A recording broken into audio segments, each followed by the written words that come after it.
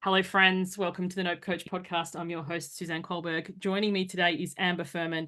And before we say anything, she has a shirt on from the Inside Out movie with all the emotions. And I've got a procrastination shirt on today. Oh, Procrastination level yes. 342 versus level 1. So it's like, this is going to be Yes, I so love much that. fun.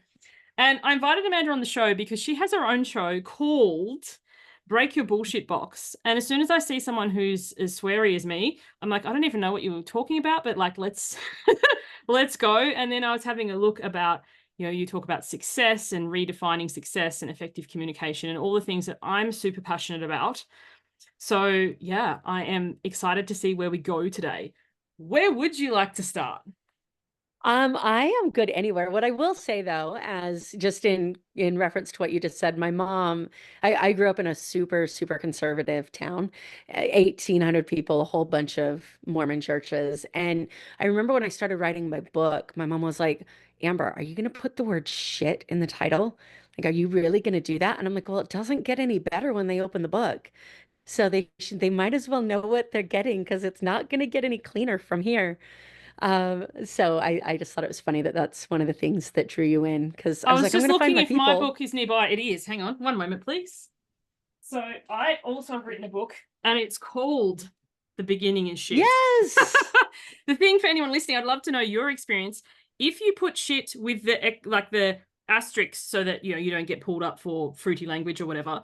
When people go to search for my book, they struggle. So they actually have to search for Suzanne Kohlberg Hmm. because unless you get the asterisks exactly right, even if you type it in Amazon or wherever, it's hard to Yeah. find. So for future, that's something that, because sometimes people use an asterisk or a hashtag or an at symbol or Hmm. whatever. But I had a conversation with my late mum that was very similar because on my website, it literally has the F bomb there.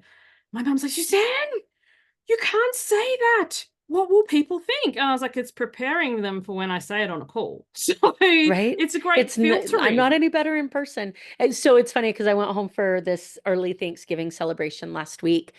Just got back actually yesterday from Idaho, and my mom was talking about my book and someone was like, "Oh, can I have a copy of it?" And I was like, "You can. I just need to prepare you for what you're getting." And mom's like, "I give a disclaimer to every person I give the book to that like, feel free to read this, just know." And I'm like, "Great. Now I come with warning labels." Well, when my book first came out, my son was in kindergarten and he wanted to give it to his teacher because it's a memoir. So my kids are mentioned in it. So I put like a sticky note over where it is on the cover and he gave it to her and then she's lifted it up. And then he said she took it next door to the next door class and they were lifting and laughing. And I was like, yeah, they get it. And then my son decided that he wanted to explore church. We are not overtly religious. Like we have beliefs, but we don't practice. Anyway, long story short, I've always been like, have you ever seen the Life of Pi, where the kid explores all, Yes. yeah. My son's kind of like that. I'm like, yeah, sure, we can go and check these things out. So we went to this local church, which is at the end of our block, and they had some sort of like night where they invited people who were new. And then they kind of did this pass the mic thing, and the kids were invited up and they could speak. And I was like, oh, I've got no idea what my son's going to say. And then afterward, this lady came over, or actually two or three of them, and they're like, "Oh, your son spoke so beautifully. You should be a proud. Children are often so sweary these days." And he was just so eloquent and whatever. And then she said, "What do you do for a living?" And I like sometimes people don't get coaching, they think about sport. And anyway, long story short, Yeah. Casimir piped up and he goes, my mum is an author, And she's like, what's the name of your book? And I'm just thinking, she just talked about swearing and whatever. And I was just like, I'm so awkward. I love it. You know, I have a friend of mine who I've been trying to get her to publish this as a book and she won't do it. And I'm like, no, listen, this is the best book ever because it like adults will resonate with it, but parents will resonate with it too. She she kept a journal of everything that her kids did as they were growing up and she categorized them by year. And I met her when her youngest was turning 3. And she's like, I have the journal for her 2 years or her age 2. And it's called Fuck You, I'm 2. And I said, publish it now. And she goes, I can't publish that. And I said, no, you're going to get parents that are going to be like, this is fantastic. But more than that, as a business owner, do you know how often I feel like I'm having temper tantrums with myself all day long? Like, do you know how often I feel like I could just go hide and I don't have to do it? Like, I'm 42 and I've worked really hard to get to where I am, and you're not going to make me do anything that I don't want to do. Tell me how that's different than a 2-year-old. People, the thing is, the people that it's for, sometimes when we water our message down or we be too vanilla, it doesn't appeal to anyone. So nobody hates it, but nobody loves it. So it just kind of sits there. So have you ever heard of Craig Harper? He's Australian, so you may not have. I haven't. So he had a book that he self-published. It was called Stop Fucking Around. And he did the little asterisks with the U. And anyway, Yeah. it's an excellent book. And I think he said he sold 80,000 copies on his self-published book. So it was significant. So then he was picked up by, I think it's Penguin, the Penguin Okay. Publishing House. And because they saw this book boom, and they're like, but we can't have swearing in the title. Like you need to water your message down. So for them, he wrote a book called Pull Your Finger Out. It was still his nature. It was still this, but all the, cuss words were removed. And I think he maybe sold 10,000, which still I wouldn't complain about. But given he had 80,000 on a self-published, to have an actual publishing house with a big contract who puts it out to all the stores and publishes it on your behalf, not do an eighth as well, it goes to show, I think people are attracted to authenticity, integrity, honesty, rawness, as opposed to this polished, pretty kind of, PC, but it's just, it doesn't land in the same way. Yeah, well, we did polished and pretty, right? Like that's our generation that we grew up in. Don't say anything if it's not perfect.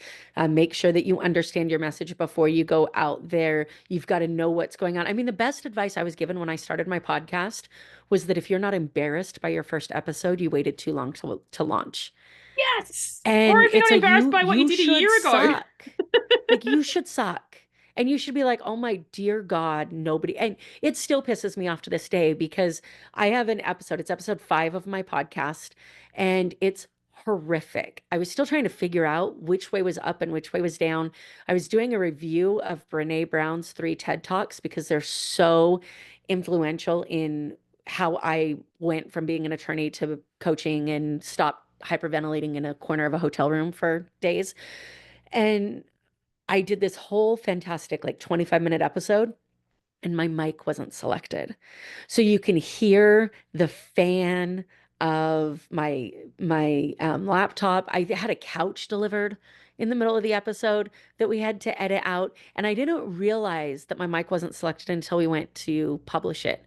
So we publish it because at that time I had a editor that I was like, I don't want to listen to this until you publish it. It has to be out into the world because if I edit it, I will edit the shit out of it. It will never get out into the world. So you take it and run with it. So he publishes it and I listened to it. And that's when I realized that there were mic issues.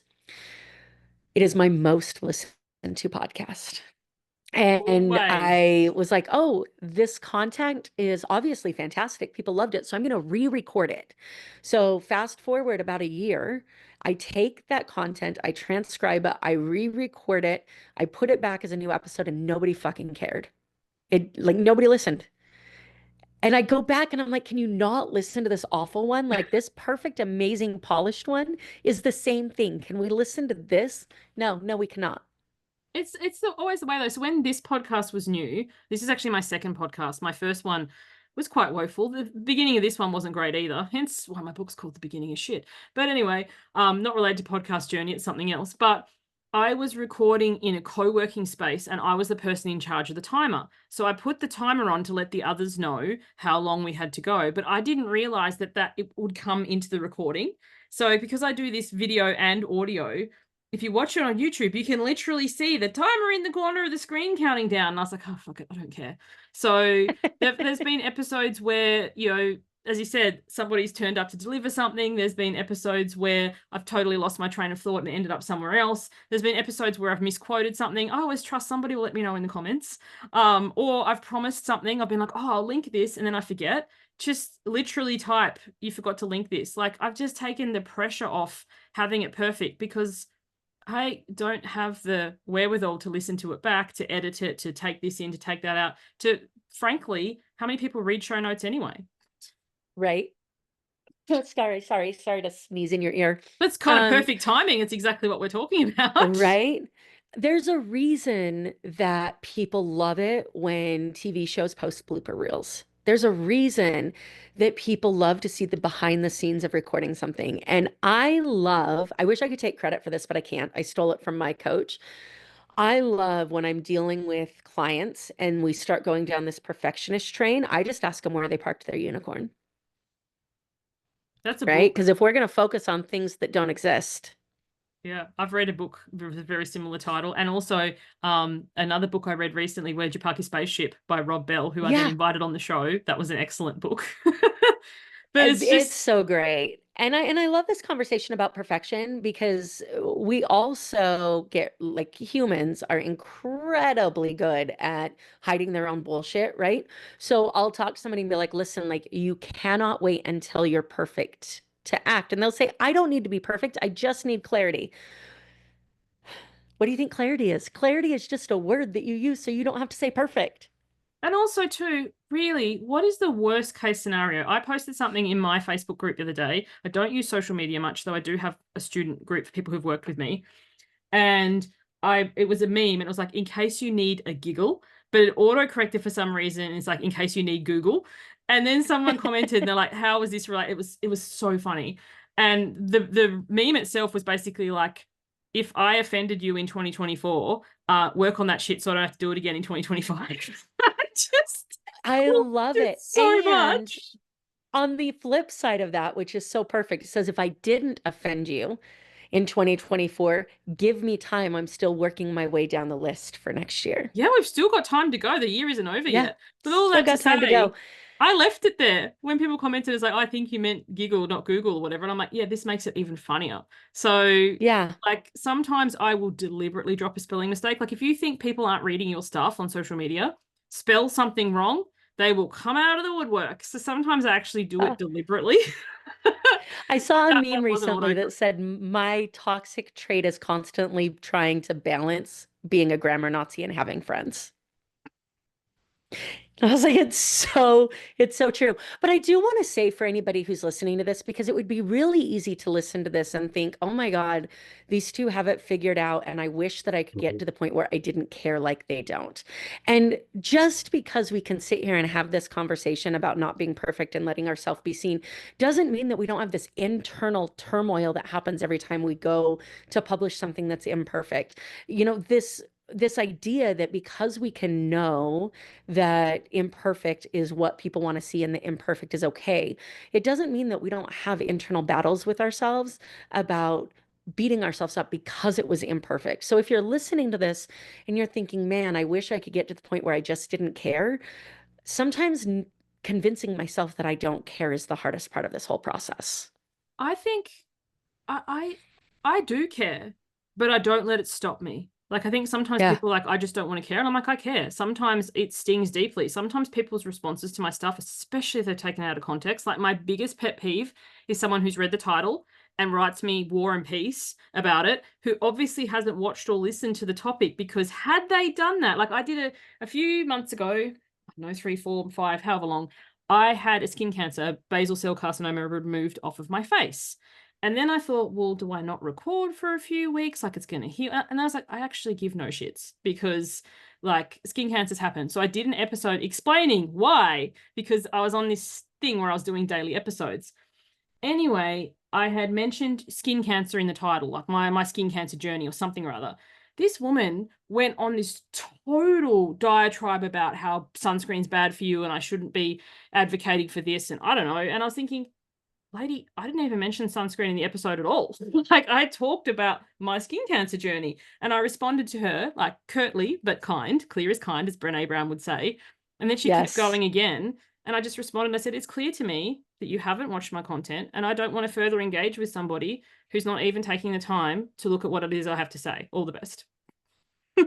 Yeah, I actually have a conversation going on my social media right now where you figure out when that time is to stop. And, for those, I don't know when this episode's going to come out. However, today, the US has a fairly important day going on in our nation's history, right? So today's election day.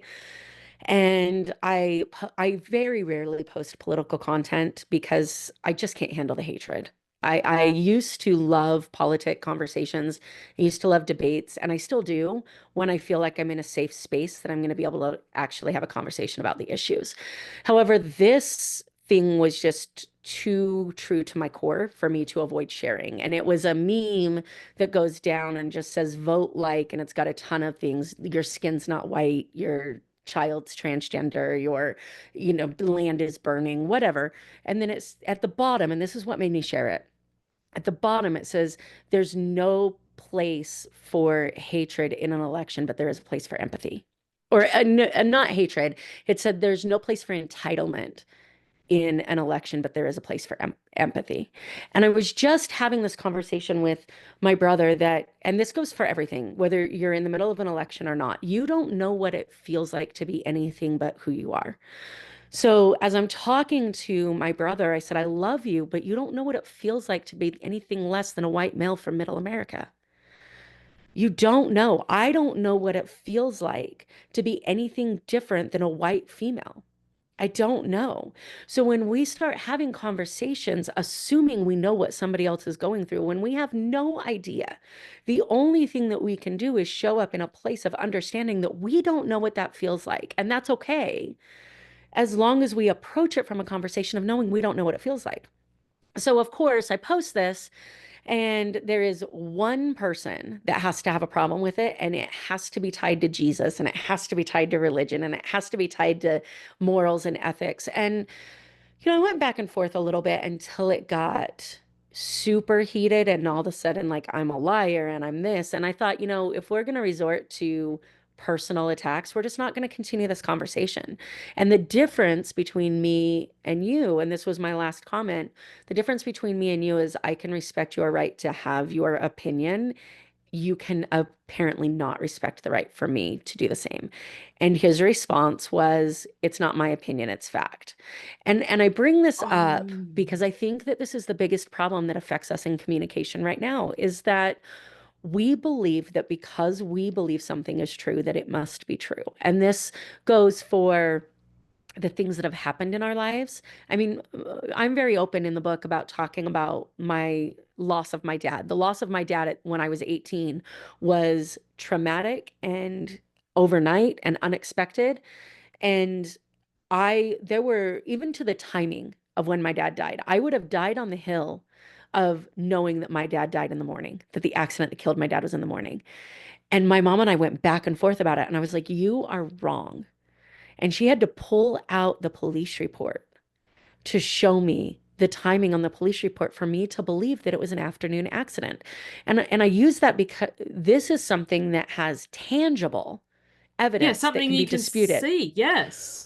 But 90% of the things that we're arguing about, they don't have tangible evidence because they are opinions that we take as fact. So whatever you're dealing with in your life, whether it's a spousal situation or a business situation or a sales situation, the only way that we find common ground is by being willing to acknowledge that the things that we take as fact are very rarely fact. And 90% of the time, they're opinion. Rob Bell, who I mentioned before, he wrote Where'd You Write Your Spaceship? On one of his podcasts, he talked about, that was how many Robs ago. And I took that on board because this is how many Susas ago. And as you said, you can never be in anyone else's experience.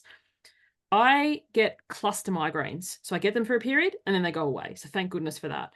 And I remember saying to my sister about them, and she had no frame of reference for migraines because she'd never had one. And we were in the car and I said, I need you to pull over. And she's like, oh, no, it'll be fine. We'll be home. So I need you to pull over because when I get my migraines, I vomit.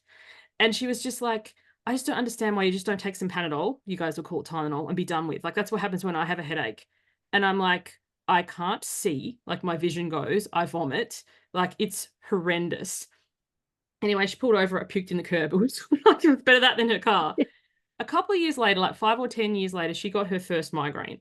And she rang me the next day because when they can wipe you out. For me, sometimes I'm in bed for 3 days. Like, I'm really bad.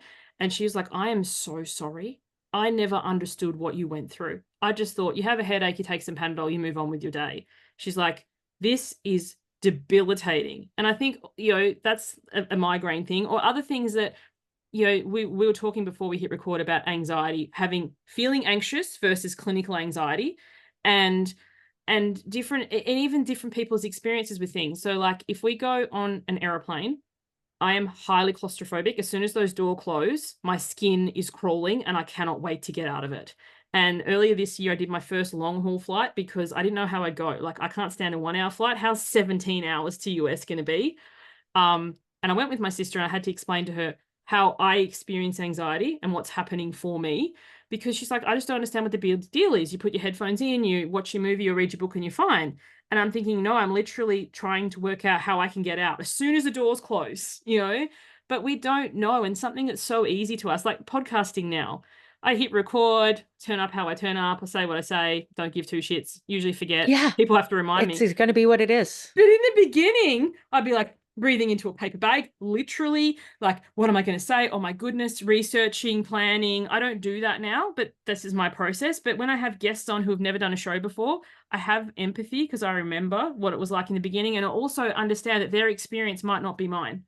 So I think all these things to be mindful of. So that when people do have these communication breakdowns, and especially with family things and coming up to Christmas and Thanksgiving and that time of the year, a line that gives me a lot of grace is, I remember things differently. Then we don't need to argue. We don't need to go back and forth. I'm like, I remember things differently, because that is true. Like, I can think of some times where I've got into big debates with my dad and he's like, after all I've done for you and you really wanted this. And like, I have 3 sisters. They were all into horses. I never was. Like, they were already there because they were all older sisters. I never liked horses. I never liked pony club. I never whatever. And I'm like, I'm not going to argue this again. I remember things differently. I can just move on.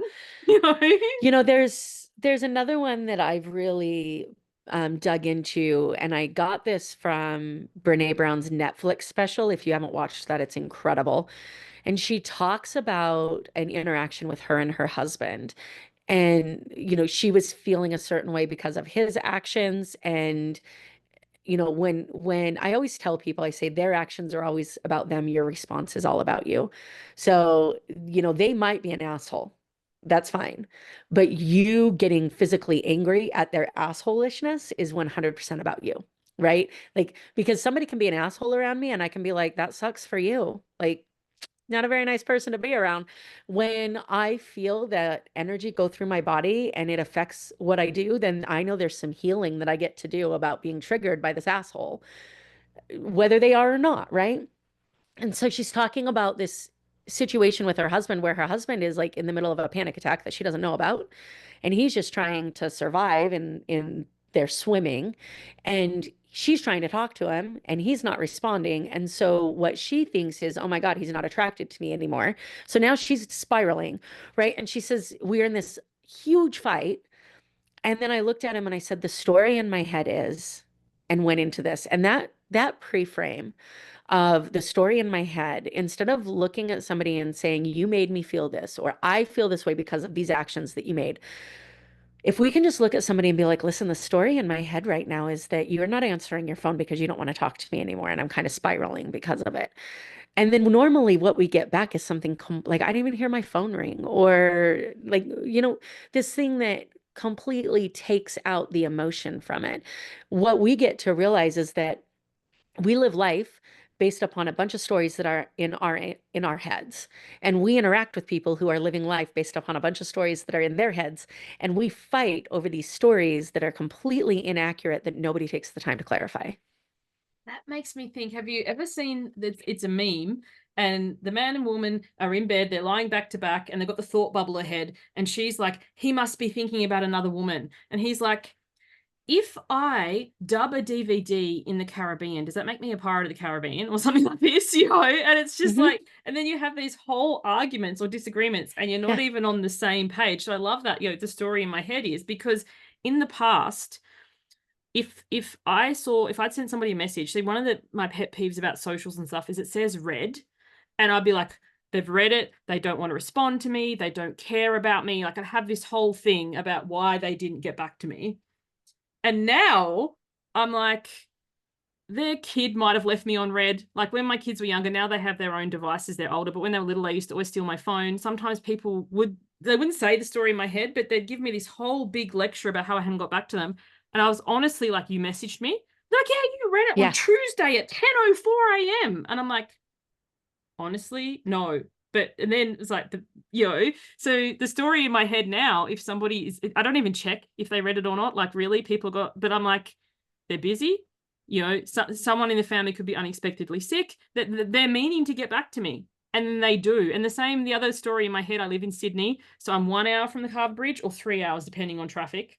The traffic here is horrible. And I used to get so much road rage. I'd be like, he's an asshole and he's an asshole. And, but now I'm just like, everybody who cuts me off or does something ridiculous, they're heading to the hospital because their wife's in labor. By all means, take the road. And the thing is, people are like, but that's probably not true. Like, how many babies are born? I'm like, it doesn't matter what the truth of it is.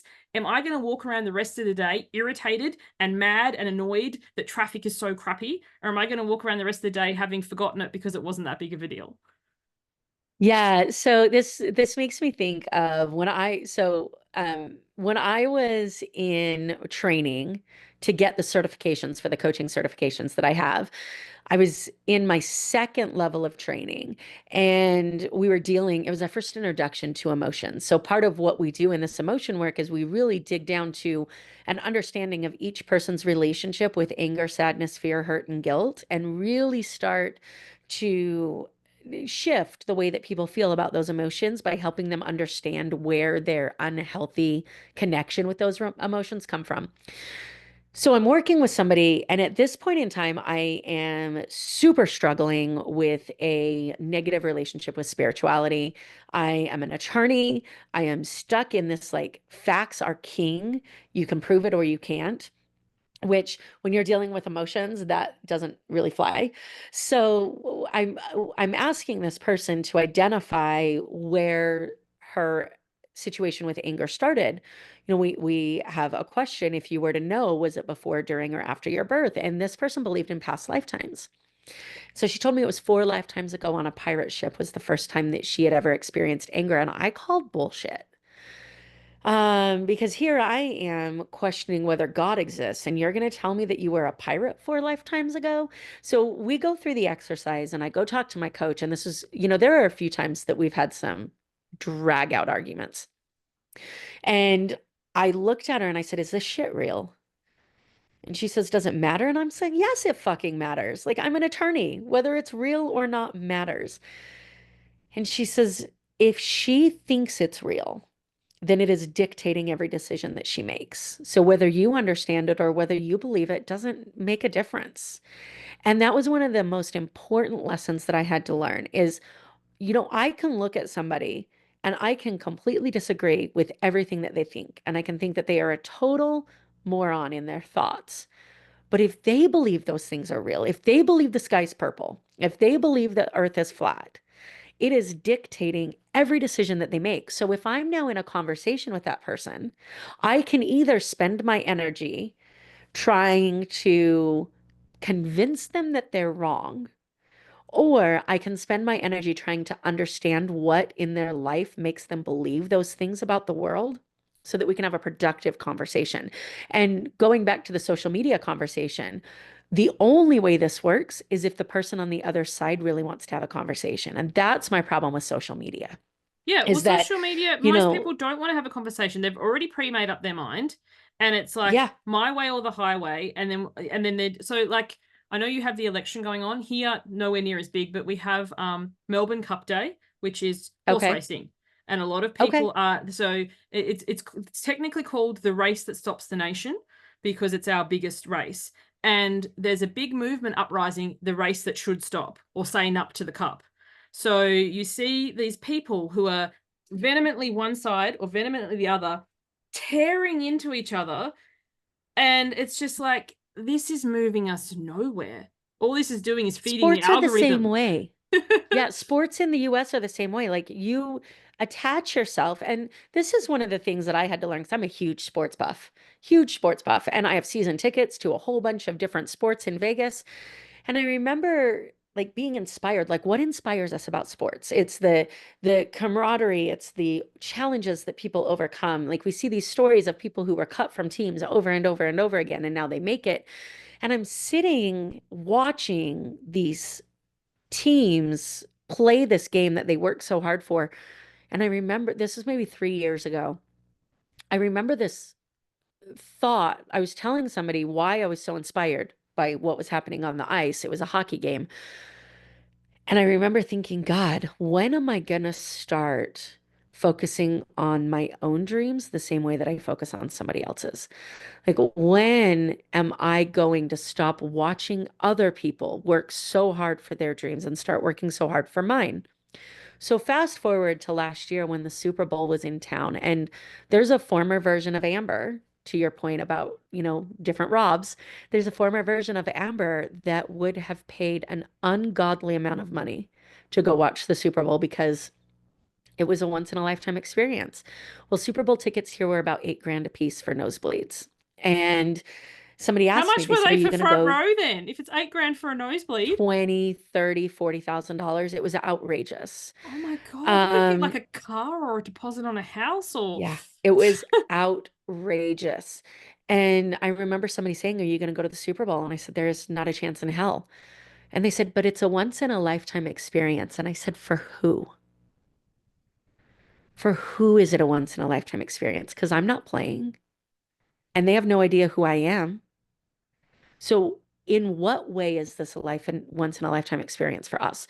And I say this because I think we really get to be really clear about what we're numbing with, right? I'm very clear that my love for sports at one point in time was a defense mechanism to the failures that I felt in my own life. oh, I didn't want to deal with my own shit. I didn't want to put in the effort into my own career. So I was going to go have fun watching somebody else play a game, and I was going to attach myself to this team that has no idea who I am and frankly doesn't care whether I exist. And then I was going to tie my identity to that. And then I was going to convince myself that a win for that team was a win for me. How? How exactly is that thing? Once we get really, really clear about what is it that I'm getting from this, TV shows are the same way, right? Our brain, there's a part of our brain that's not capable of telling the difference between, well, first of all, our brain isn't capable of telling the difference between fact and fiction. It's why we can watch a TV character die and cry like it was our best friend, right? Even though that person's not real.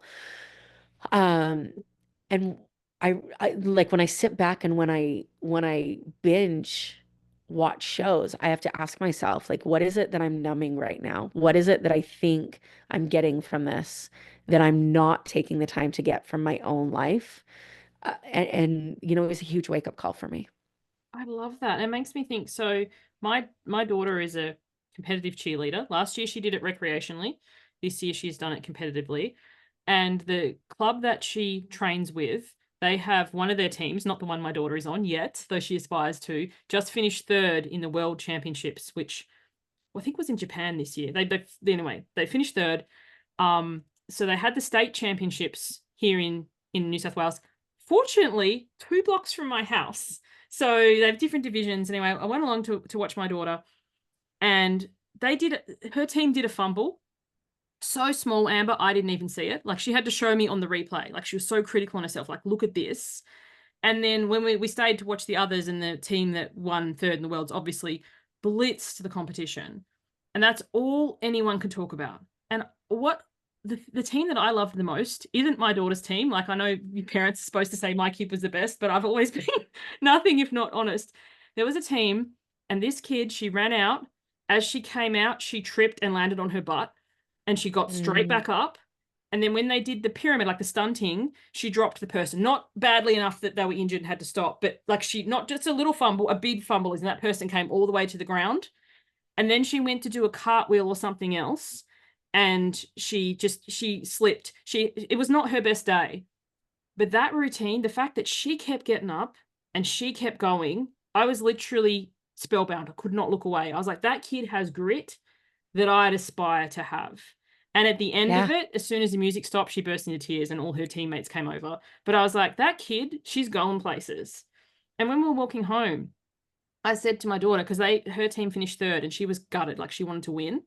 And I said, Hmm. I would have been more proud of you had you been that kid, like they didn't place, who fell, that you kept going, than if you'd won the gold medal.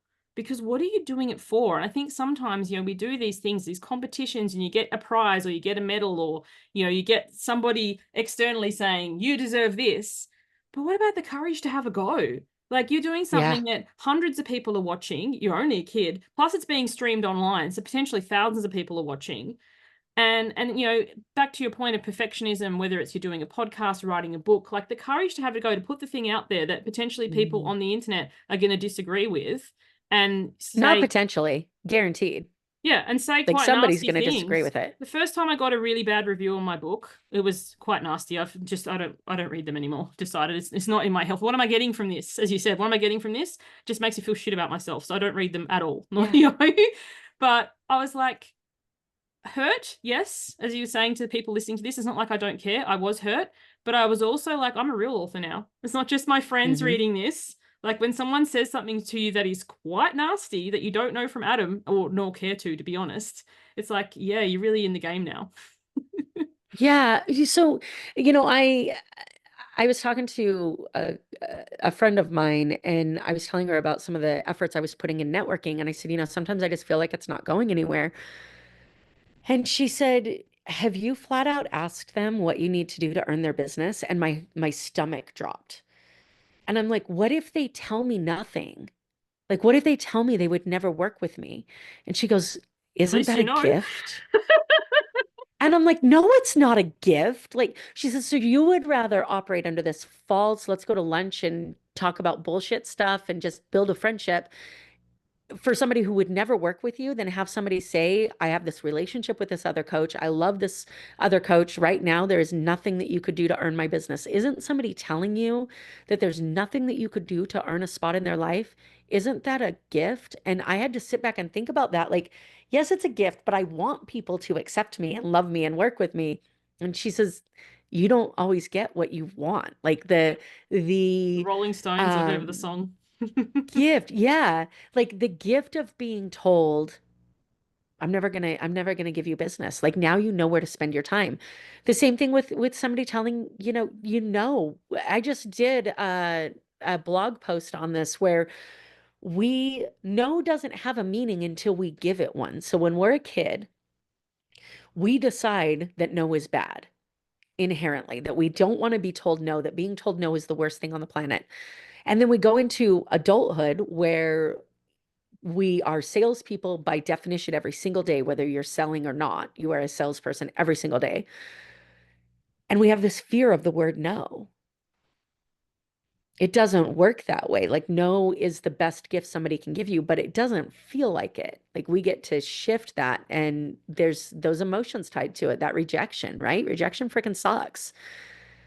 So, yeah.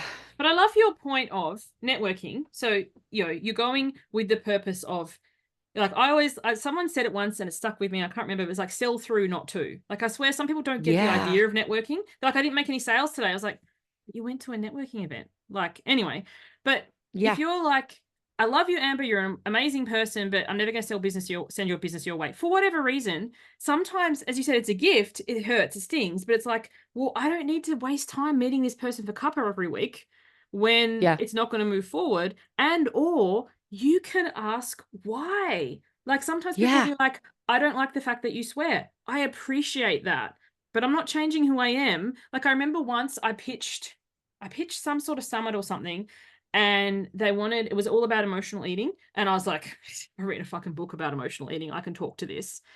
And they said no to me. And I just said, why? I'm genuinely curious when I ask. I'm curious by nature. And they said, your website doesn't reflect the fact that you do emotional eating. Like, if you are willing to redo your entire website and write emotional eating coach and whatever, then we would consider you. And I was like, yeah, come off the grass. But do you know what I mean? But at least I knew. And then I applied for another summit about boundaries, and the person said to me, there was like 6 people who posted boundaries for this summit.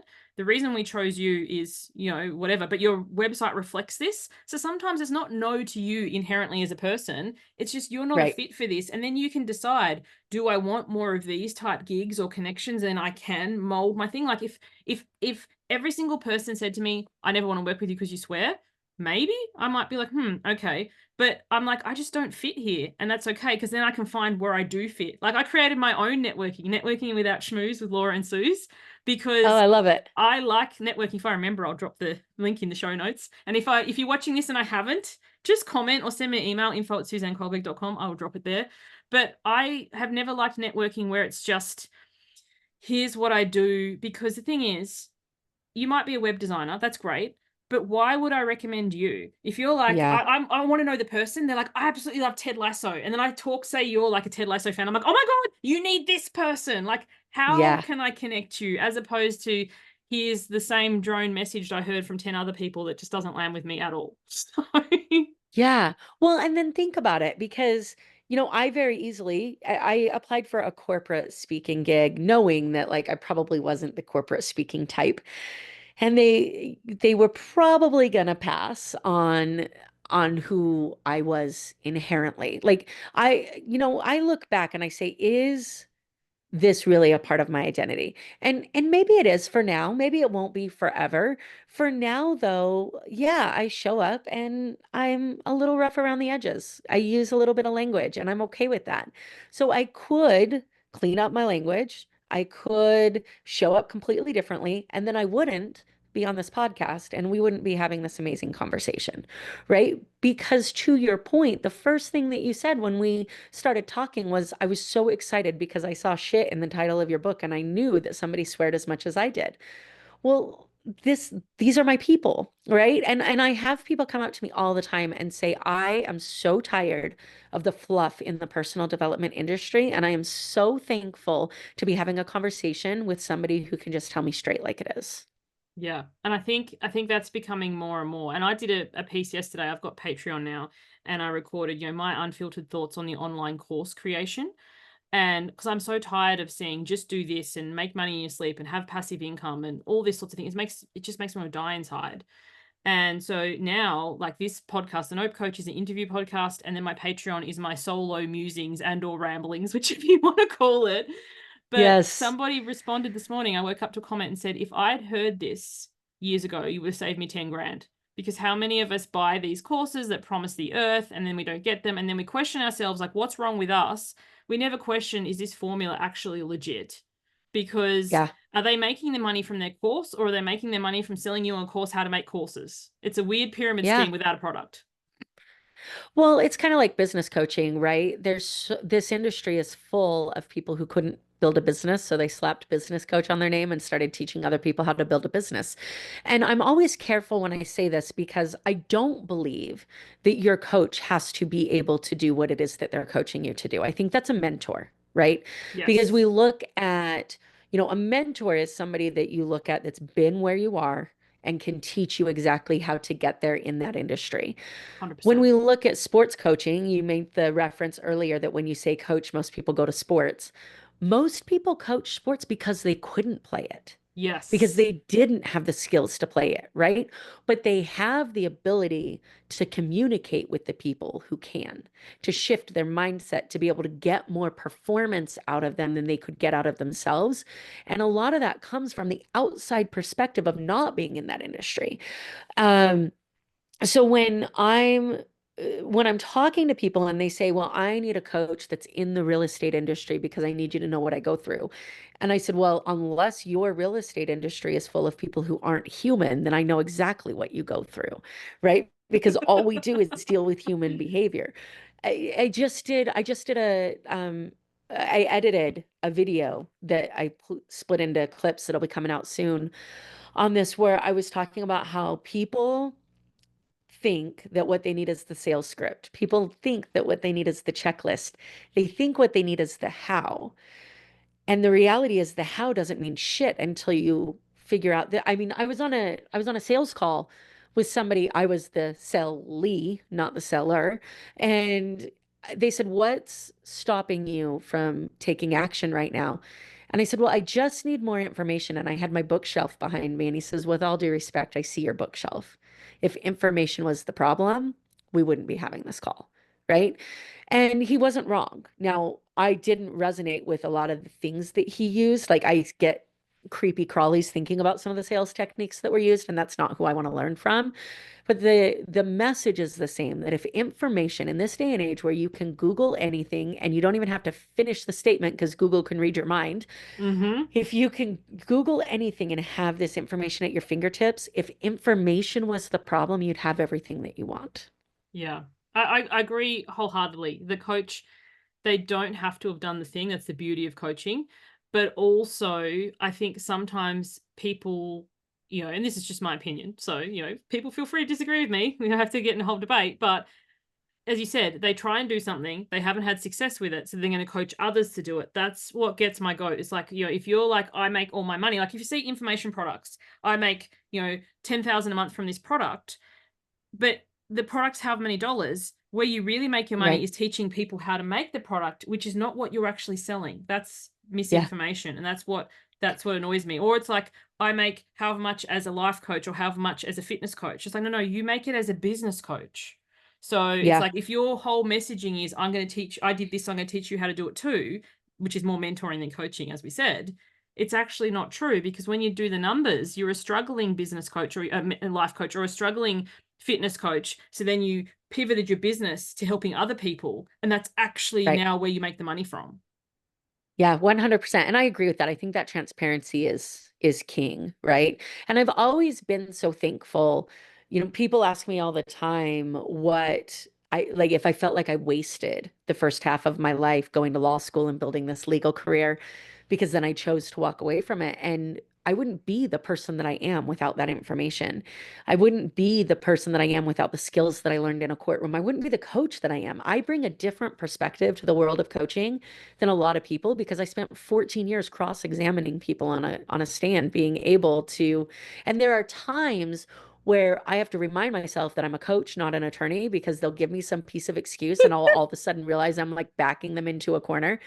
I was in the middle of a training one day and we broke, and my co-trainer, who's also my coach and my mentor, says, I've known Attorney Amber. I've never seen Attorney Amber. You scared me. And you get to realize we're in a training room, not a courtroom. And I said, what do you mean? And she's like, the moment that this excuse came out, all of a sudden I saw Amber in a courtroom. I'm going to show him he's wrong. And it was like, yes or no, leading questions like you were cross-examining an officer on the stand. And I didn't even realize I had flipped. She's like, Attorney Amber scares me, but if I ever get in trouble, I guess I know who I'm gonna call.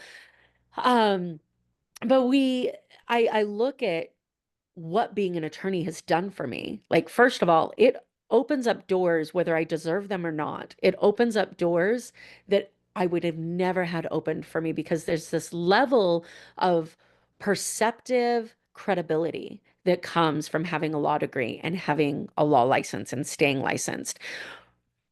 With that being said, though, when I first started coaching and I had all of this imposter syndrome about, oh my God, I've never coached before. And I have 14 years of helping clients in the criminal defense world, in the immigration world, but I don't think I've ever coached any of them, which was complete bullshit.